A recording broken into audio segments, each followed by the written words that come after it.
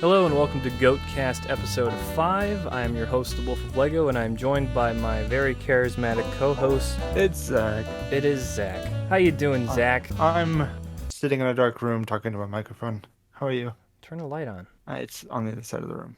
Okay, don't do that then. I'm lazy. Yeah.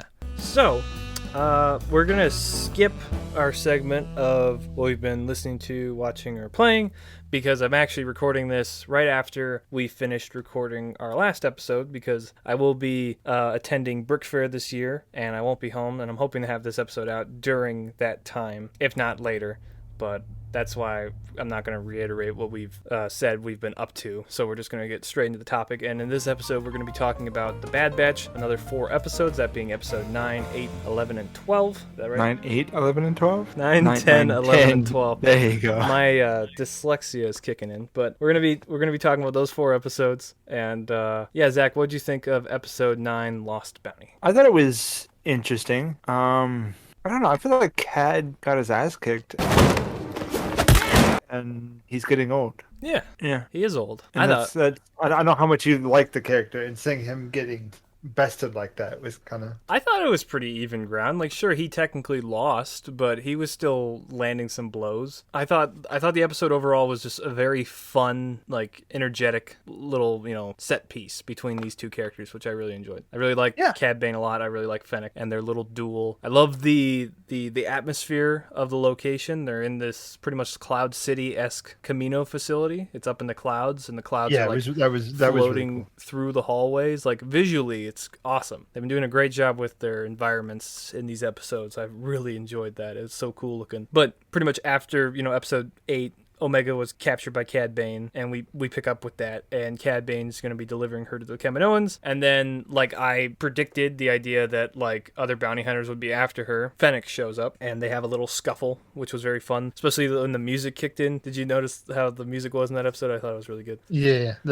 it cutting in and out was nice. But, Omega's on the run. She's trying to get a hold of the rest of the Bad Batch to come help her, and it's just a fun little episode with some, brief bits of action. I was a little disappointed how quickly Omega got back with the Bad Batch. I was expecting her to be stuck with Bane for a while, but how fun and fast-paced the episode was, it really didn't bother me that she was back with them by the end. No, it made sense that she knew how to, like, get back in contact with them. Yeah. Like, it's just another Kaminoan facility that she is familiar with. She's spent her whole life in one of these buildings, she can run around. Mm-hmm. And sure, I do understand some people are like, okay, Cad Bane shows up and he's like a real badass to like hunt her, and then he gets his ass kicked kind of by Fennec. But Fennec is also a bounty hunter and is younger, and got that drive, that younger youthful energy. Youthful energy. So like he's still able to hold his own for sure, and he almost gets her a couple times. But overall, it's just a fun fight. I think Toto is just a fun pairing with Cad Bane. I know some people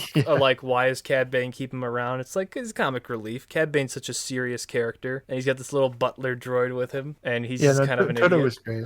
Where's the kid? Mr. Bane, she's quite obviously right there. Oh. And I like that Omega just kind of doesn't really outsmart him. She just tricks him. He's kind of stupid, There was that little Indiana Jones reference. I don't know if you caught that. There's the Grail diary in Cad Bane's locker, which I thought was fun.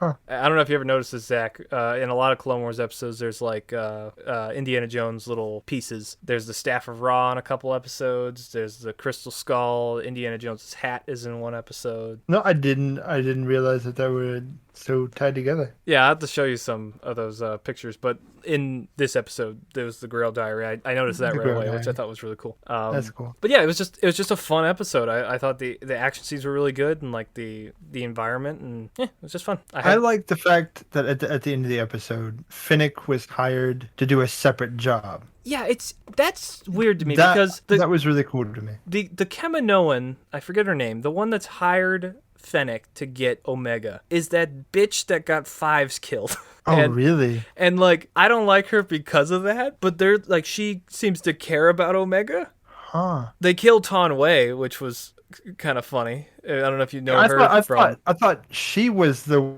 one that got 5s. No, the one that No, gets killed in this episode by Fennec is the Kaminoan from Attack of the Clones that Obi-Wan talks to. Okay. That one that's like, Boba, can we come inside? You know, that like really soft spoken. Yeah, She just yeah. gets shot. That made me laugh.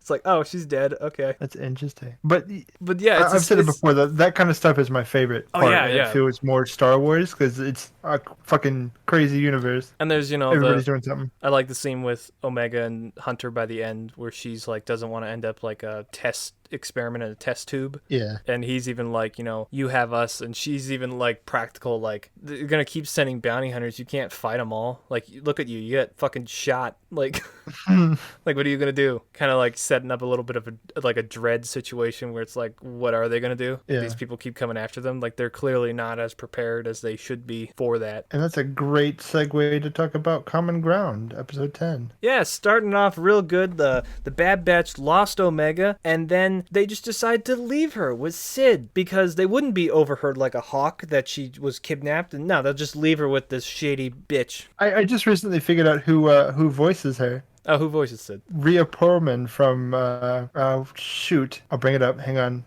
It's the TV show. Oh, cheers. Yeah, Okay. yeah. Is she the sassy lady in that one? Yep. Oh, that's fun. Okay. There's something I've always been meaning to ask you.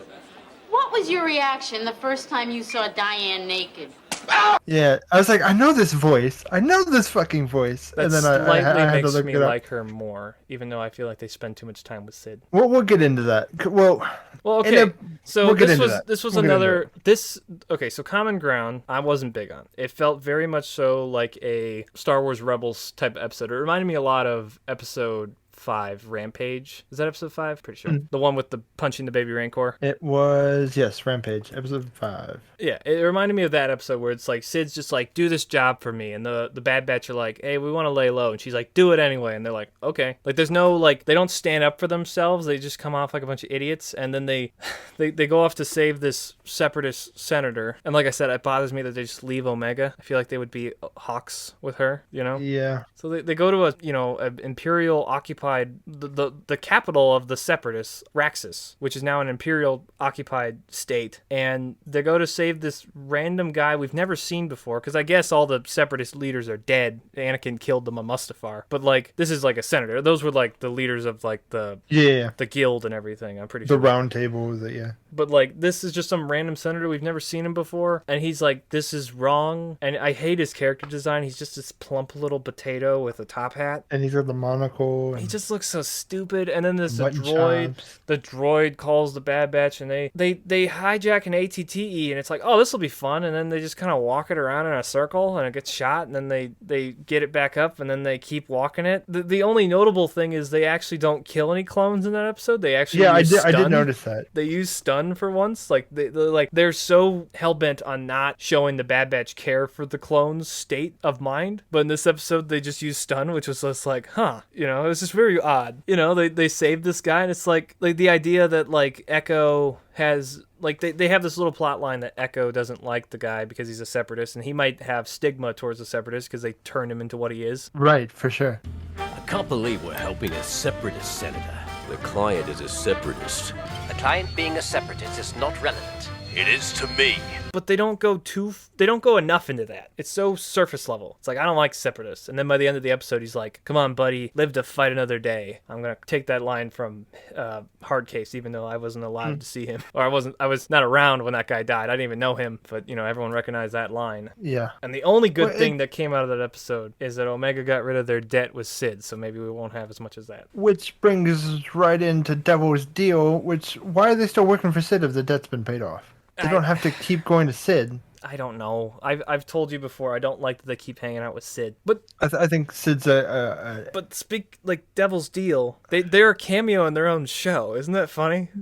Yes, it is. But I liked it because yet again, it wasn't just the Bad Batch. Oh, I loved it. Like Devil's Deal was great. We got to meet the new commander. What is his name? Hauser. Commander Hauser. Yep. Which Clone Captain Hauser. clone? Okay, he's a captain. I thought he was a commander. Pretty sure he's Captain. Captain Hauser. I like Hauser. Hauser's pretty cool. No, Hauser was great. Just Ryloth again. Like that was one of my favorite stories of season 1. of Clone Wars. The freedom fighters. And, Yeah. Yeah. With Cham Syndulla. Like, I always really liked that. And Hera, as much as I don't like Star Wars Rebels, she was the one character out of the little I watched I actually liked. She was like the pilot mom of the group. What's nice is that she's actually like voiced by a kid or someone that sounds like a kid, unlike when they had Kanan for the first episode, which is a grown adult. Oh, it's man. just a grown adult talking as a kid, yeah. Yeah, so she actually sounds like a kid, which was nice. I was like, oh, it's not a grown-ass man speaking through a child's body. That's a plus. We didn't do anything wrong.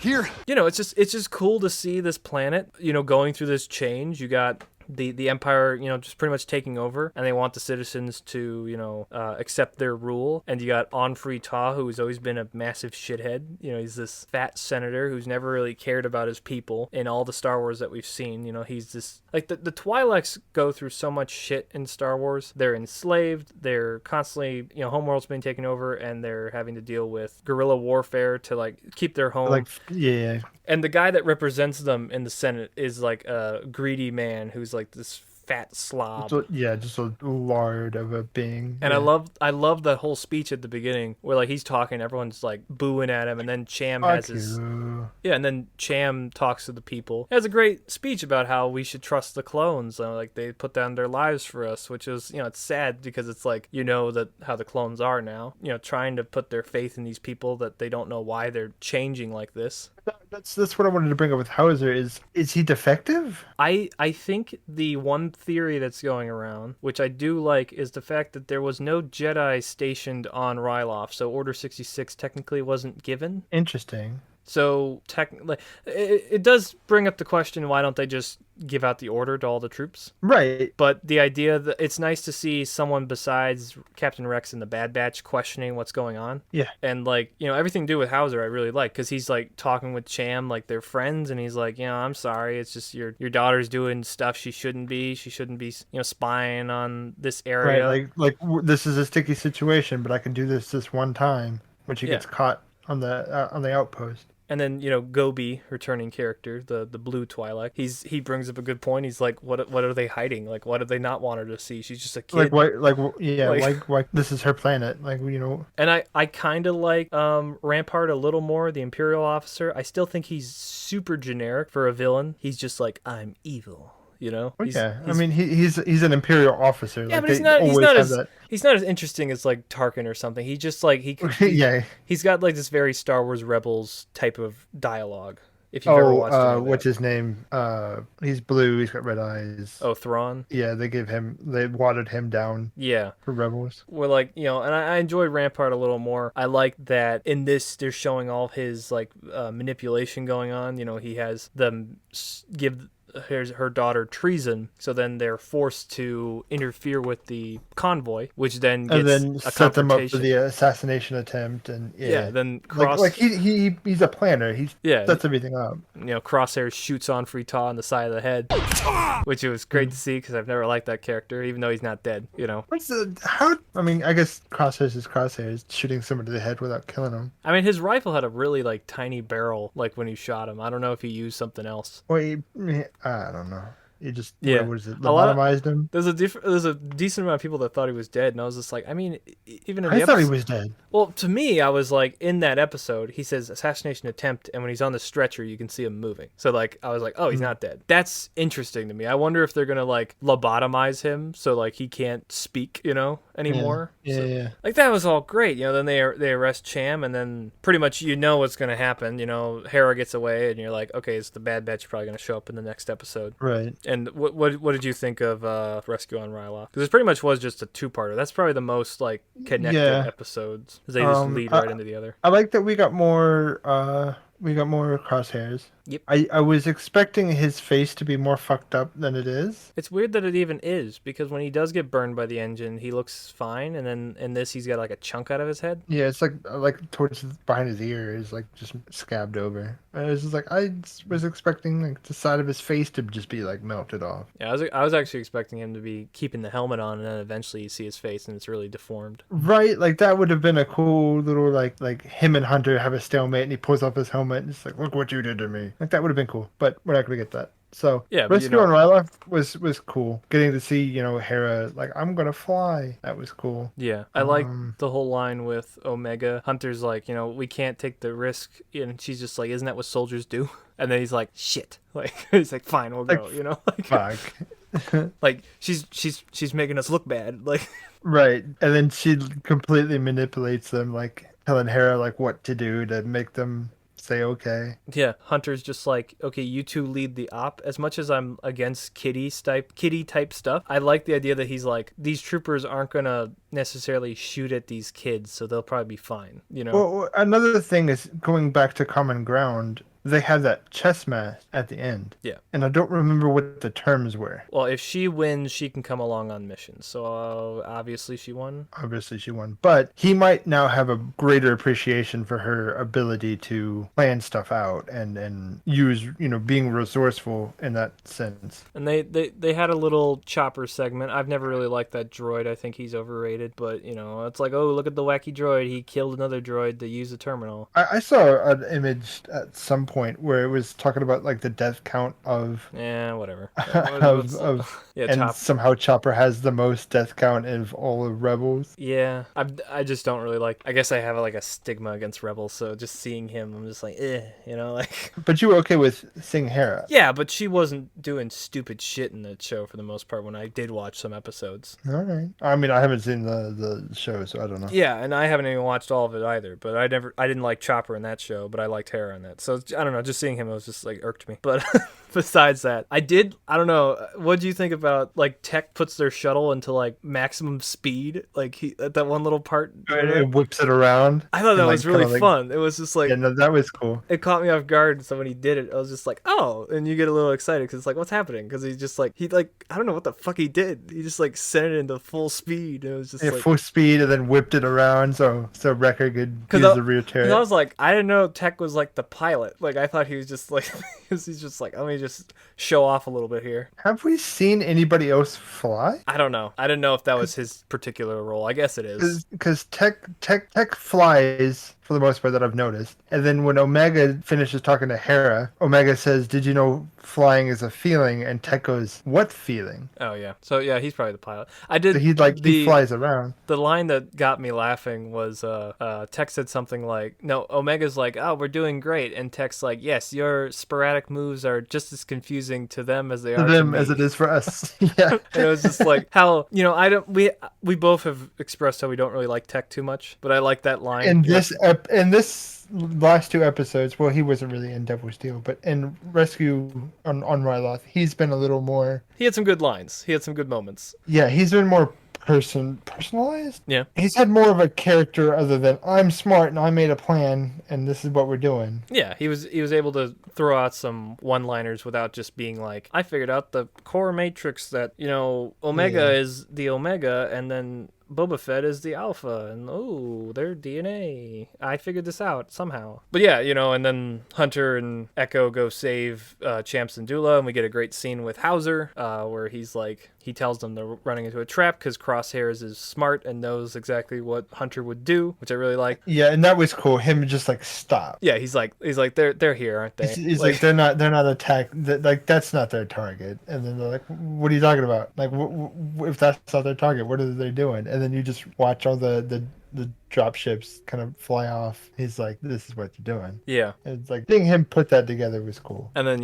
Hauser tells them, they're walking into a trap, and how he's not going to go with them. He's going to try to talk to his men, and he has this great scene where he's like, what are we doing? We swore to protect these people, and now we're, arresting civilians. Who will stand with me? This is wrong. And a decent amount of clones actually side with him, which I thought was great. Yeah, there was a good chunk of them, which is why I was like, are they just defective? But the idea that, besides that, the idea that other clones around the galaxy that maybe necessarily didn't get Order 66 are questioning what's going on. Right, because, like, the Bad Batch are what, first gens? Like, or is Rex Rex is first gen. Bad Batch, I don't know what gen they are. But like, say if these are like 8th gen clones, the chip just doesn't work well. Well, I think 'Cause it might be just DNA is so scrambled at that point. I think also Order 66 was only a high tier order that high officials knew about, such as Tarkin and Chancellor Palpatine. Like, no one else really knew about it. So I don't know if people know to be like, oh, these clones aren't listening, to say that. Like, maybe, probably Rampart would know that. So that's a little, like, goes against my idea that not every Imperial officer is going to know how to control the clones. Well, it's just the fact that we've seen other clones on Camino and on other facilities, and they're all very robotic. Yeah, But the ones on Ryloth, specifically Hauser, are very personable. That's the word I was trying to find for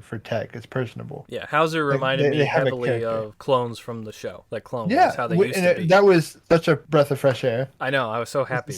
It's like I really like Hauser. It's only because he's the only clone that's acting like a clone. Like I said, it would be neat if they do explain the fact that, like, hey, there was no Jedi Order stationed on Ryloth, so those troops never got the order through the clone. I would like an explanation of, like, why Hauser isn't a robot and why clones sided with him and why some didn't. Yeah, that'd be really cool. I do want to say that, like, I was talking how I liked the environment for Lost Bounty. I just want to say in general, like, even these Ryloth episodes, like Devil's Deal, like, the environments are so cool. The environments are cool. Because, like, remember when they land on the moon and you can see the planet in the background and there's, like, the stars and they're walking around and then they fly down to the canyons. Like, everything just looks so cool. The animation in the show is so awesome. I don't know. It's so nice to look at. It's very pleasing. Yeah, seeing the ship on Resco and Ryloth, like, maneuver in the canyons. Yeah. Like when they first meet Hera again, where it's like weaving through, and when Tech puts it into 5th gear and spins it around. By the end of the episode,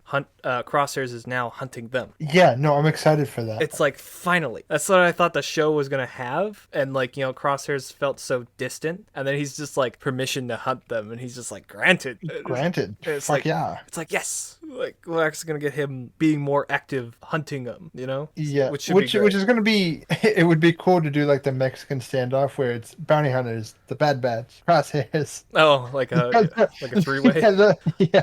Oh, that'd be fun. Yeah, that would be pretty cool. I'm starting to feel the fact that these two last episodes for sure having to do with Ryloth and less to do with the Bad Batch. I mean, Bad Batch come in the next episode, but the first episode, they were cameos in their own show. Yeah. Really makes me believe that they probably will continue the show past a season, because I was like, are they going to wrap up this one story with the Bad Batch, which was kind of a stupid thing to think in general, because the show's popular, they'll obviously make another season. The fact that they're exploring other stories, I feel like they'll leave more room to make more seasons. Maybe. I don't know. I don't think the Bad Batch are compelling enough to continue, you know? They're fun. Unless they have a hard, like, ending of how they want to end the Bad Batch. Yeah. Then I could see them continuing it, but I could, because they're on a tight, like, they have a timeline established already, and the Bad Batch hasn't been in it, so they can only do so much. Yeah, there's people saying watch Dave Filoni's gonna Rogue One them and kill them all, but then a lot of people said that about Star Wars Rebels, and that didn't happen. You know, you got to remember this show is being aimed at kids. Sure, Clone Wars was aimed at kids and a lot more violent than Bad Batch or Star Wars Rebels, but right, but they could happen. Or I feel like with Star Wars, war is in the name. Death is a real thing in the universe of Star Wars, so that is a good storytelling device. I'd like to see some characters die, add some tension. Like I said, in the episode where they got their chips removed, if they had to kill Wrecker, that would have added a lot of, you know... Right, but they won't do that. Yeah, that hasn't happened. Yeah. I am curious to see if we're ever going to see an older Omega. Yeah, I don't feel like they would kill her off. I feel like because, I don't know, Star Wars has done this before, where, like, even Star Wars Rebels introduced all these characters that didn't affect the original trilogy. So the Bad Batch could easily not die and still be in the universe. And just out camping somewhere with Hut. Which I'm fine with, because I don't like the universe feeling small. The idea that some people are like, hey, where was Darth Maul during this event? It's like, well, it's a huge galaxy. He's probably on a different planet. The fact that the Bad Batch can exist during a time period, I'm fine with all that. The only time that gets annoying is when, like, you got the lines with, like, Yoda being like, hey, Luke, you're the last of the Jedi, but technically Ahsoka and this guy and that guy are out there, but, you know, don't worry about them. You're the last one. Yeah. You know, that's the only time where you're like, Hey, wait a minute. The idea of other, like, a random squad of clones living their lives and not getting involved with the major conflicts, like, they could do that. Or they could be involved in those conflicts, but you just don't see them because they're off on the side. Yeah. But yeah. Or that brings up a very good point of like they're the Bad Batch. If they were there, you wouldn't know it. I mean, I brought up how I don't feel like they've been that covert. They seem a little stupid, but Oh, they always get in. The getting out is where they always fuck it up somehow. yeah. I don't know, the show's still fun. I was a little worried after Common Ground. I did not like that episode. But then these last two were just like, overall, I feel like the show's been... I was saying previously, I feel like the show was good, but the mediocre was like slipping in. But now I feel like the good outweighs the mediocre. Yeah. Because there's only like, I think it's supposed to be 16 episodes, so we only got like, what, 4 left? Yep. So yeah, should be fun. Yeah, no, I'm excited because the Crosshairs is on the hunt now. I don't know if we're gonna see more bounty hunters. We'll probably see Finnick again. Oh, for sure. She'll probably show up again. But yeah, No, should be and fun. that's another thing is like in Mandalorian, Finnick might bring up Omega at some point. That'd be That interesting. would be a cool little tie-in. Yeah. Anyway, Yeah. Anything else to say about Bad Batch? about Bad Batch, other than I can't get over how cool Echo looks. No, it's fine. All right. Echo's got a great design on it. Well, that about does it for this episode. Thank you guys so much for watching again. Let us know what you think of Bad Batch and what you guys have been thinking of the show. And yeah, we'll catch you later. Bye, everybody.